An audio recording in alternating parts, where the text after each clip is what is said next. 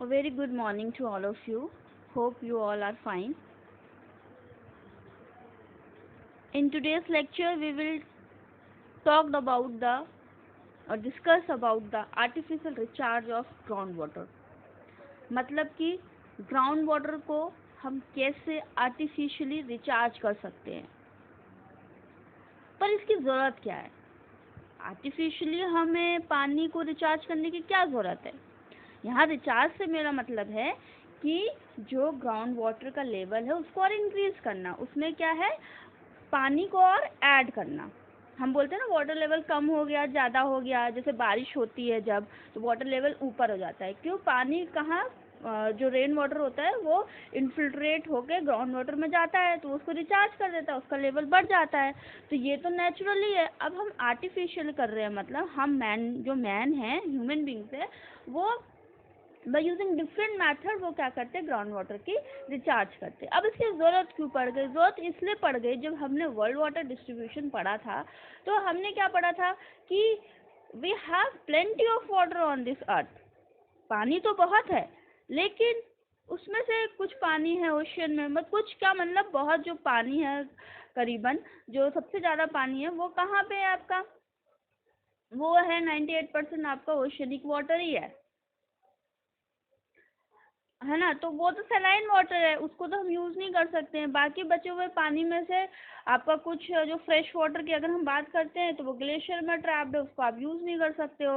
और कुछ जो स्वैम्प्स में है उसको आप यूज़ नहीं कर सकते हो। वेजिटेशन में कुछ उसको यूज़ नहीं करते हो, कुछ ज़्यादा सॉइल मॉइस्चर है उसको यूज़ नहीं कर सकते हैं हम कौन से पानी को यूज़ करते हैं? जो सरफेस वाटर होता है या ग्राउंड वाटर होता है। सरफेस वाटर भी आजकल इतना कंटामिनेटेड है कि हम उसको डायरेक्टली यूज़ नहीं कर सकते हैं, उसको भी हमें ट्रीटमेंट के बाद यूज़ करना है। फिर बचा ground water,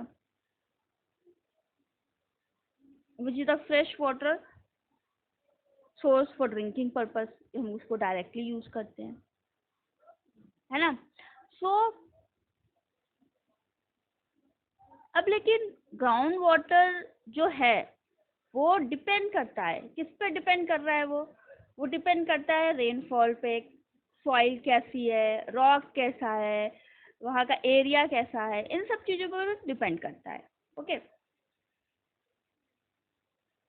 so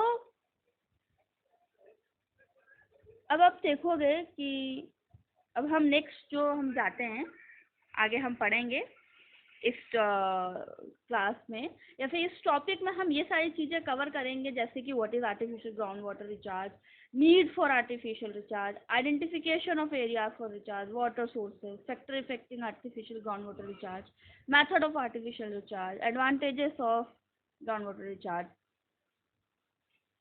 So in today's lecture we will take few topics from this, that is what is artificial recharge, need of artificial groundwater recharge, identification of areas for recharge. Okay, this topic we will take in today's lecture.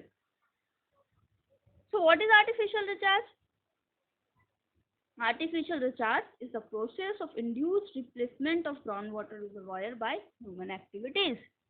ठीक है, artificially ground water को recharge करना, किसके द्वारा?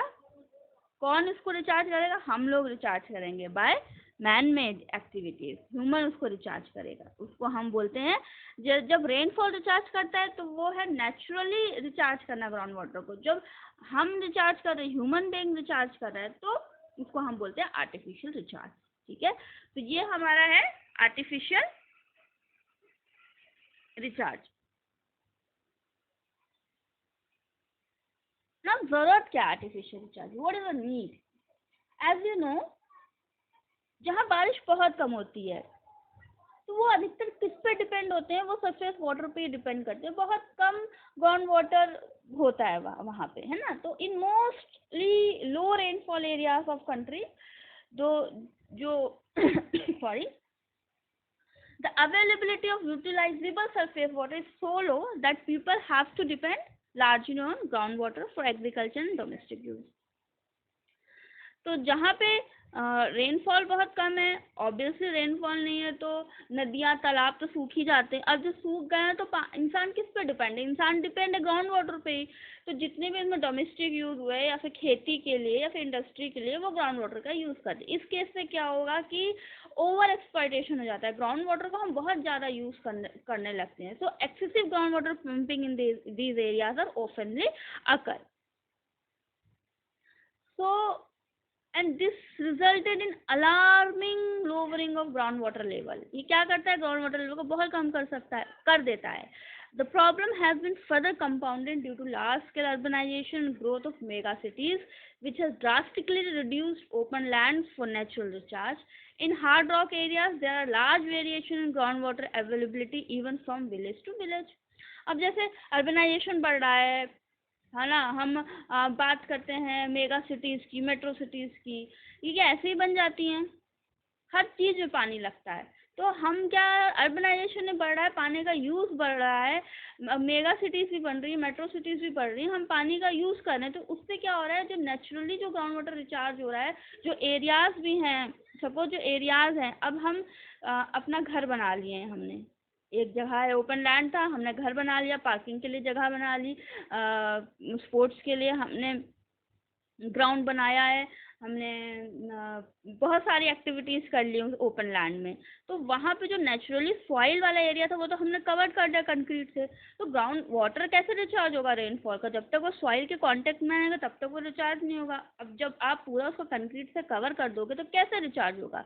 तो ये भी एक केस है कि ग्राउंड वाटर लो हो रहा है। ठीक है, इन एरियाज में भी हमें आर्टिफिशियल रिचार्ज की ज़रूरत पड़ती है। अब जैसे जो हार्ड रॉक एरियाज हैं जहाँ पे ग्रेनाइट वगैरह रहता है ना, जिसमें it is impossible for water to percolate, है ना, वाटर पर्कुलेट नहीं हो पाता है, तो इन एरियाज में अभी हमें ज़रूरत पड़ती है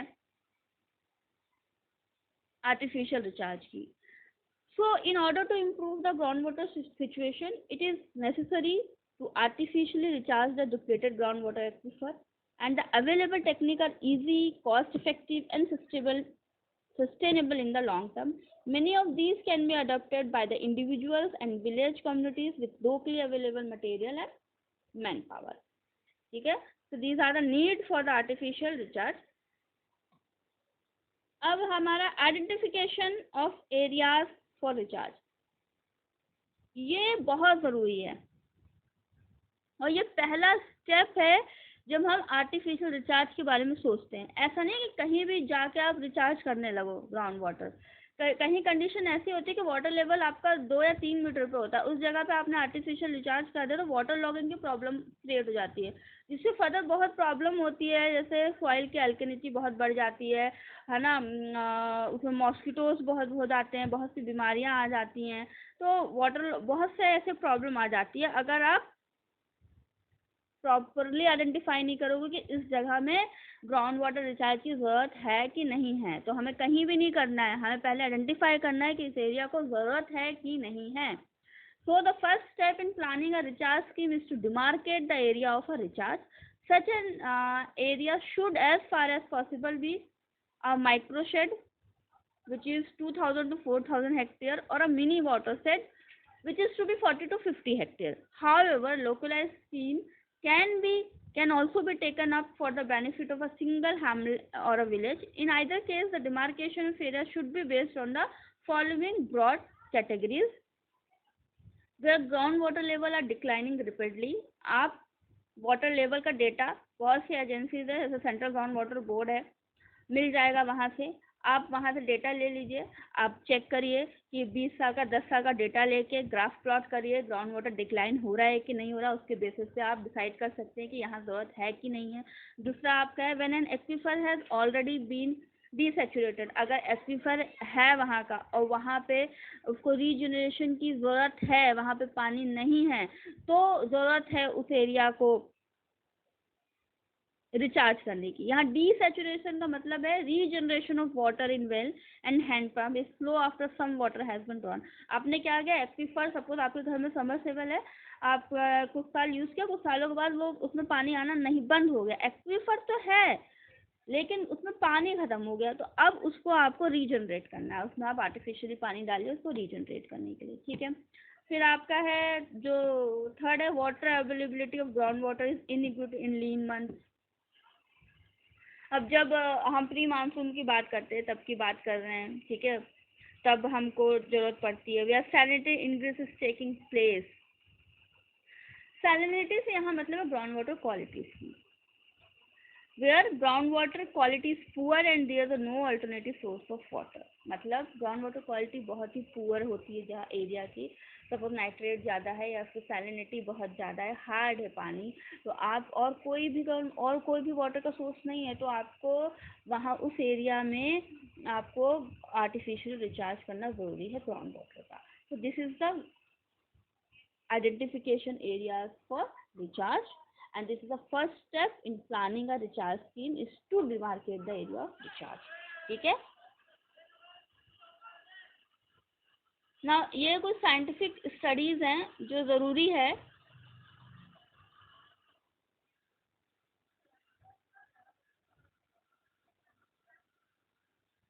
जैसे हाइड्रोमीलॉजिकल स्टडीज, रेनफॉल का डेटा हमें चाहिए। हाइड्रोलॉजिकल स्टडीज मतलब ग्राउंड वाटर का वाटर लेवल, वाटर टेबल का डेटा चाहिए। Soil infiltration studies, soil type का डेटा चाहिए। सॉइल टाइप का डेटा हमें ज़रूरी है, क्योंकि जब तक हमें नहीं पता रहेगा कि सॉइल की इन्फिल्ट्रेशन कैपेसिटी कितनी है, तब तक हम कैसे हम डिटरमाइन करेंगे कि यहाँ पे रिचार्ज करना फिजिबल है कि नहीं है।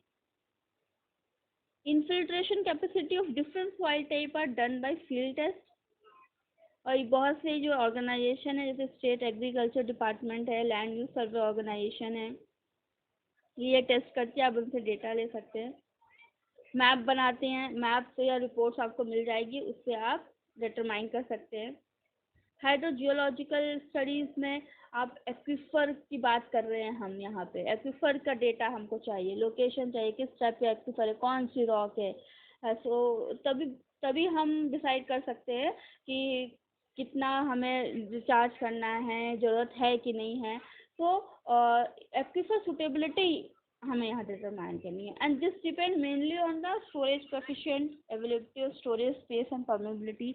Very high permeability result in loss of recharge water due to subsurface drainage, whereas low permeability reduce recharge rate. In order to have good recharge rate and to retain the recharge water for sufficient period for its use during lean period, moderate permeability is needed. Older alluvium, boride channel, alluvial fan, dune sand, glacier outwash, etc. are favorable places for recharge. In hard rock areas, fractured, weathered, and cavernous rock are capable of allowing high intake of water. The basaltic rock, that is those formed by lava flow, usually have large local pockets which can take recharge water. Okay. Hydrometeorological data का मैं बता चुकी हूँ, जो rainfall pattern की बात कर रहे हैं। हाइड्रोजियोलॉजिकल स्टडीज़ में भी हम बात कर चुके हैं, ठीक है। एक्विफर की हम बात कर रहे हैं, डेप्थ ऑफ वाटर लेवल है ना, वेल्स कहाँ कहाँ है। जियो फिजिकल अगर स्टडीज़ की बात करते हैं हम, जियो फिजिकल स्टडीज़ मतलब कि यहाँ पे हम फिजिकल प्रॉपर्टीज़ ऑफ अर्थ की बात करते हैं, जैसे डेंसिटी हो गई आपकी, सिस्मिक हो गई, इलेक्ट्रिक हो गई, है ना, ये सब हम यहाँ पे बात करते हैं, ठीक। So these studies are expensive, बहुत एक्सपेंसिव होती हैं geophysical studies, and time consuming and require high level of skill and sophisticated equipment, and these are therefore economically viable for large groundwater development projects and are not suitable for small artificial recharge schemes at local village level। यहाँ मेरा कहने का मतलब है कि ये geophysical जो studies है वो बहुत ही टाइम कंज्यूमिंग होती हैं, एक्सपेंसिव भी होती है, और इसको ऑपरेट करने के लिए हाई स्किल पर्सन भी चाहिए, क्योंकि जो इक्विपमेंट होते हैं वो बहुत सोफिस्टिकेटेड होते हैं। अब हम जब यहाँ एरिया का बात करते हैं, हमें यहाँ बड़ा जो एरिया हो, लार्ज एरिया हो, बड़े बड़े प्रोजेक्ट्स होते हैं, वहाँ यूज़ करना सुटेबल होता है। छोटे प्रोजेक्ट के लिए, गांव के लिए, छोटे एरिया के लिए it is not suitable. The main purpose of applying geophysical method for the selection of appropriate site for artificial recharge studies is to assess the unknown subsurface hydrogeological condition economically, adequately and ambiguously। Generally, the prime task is to complement the exploratory program. Mostly, it is employed to narrow down the target zone, pinpoint the probable sites for artificial recharge structure and its proper design. देखिए, confuse मत होइएगा।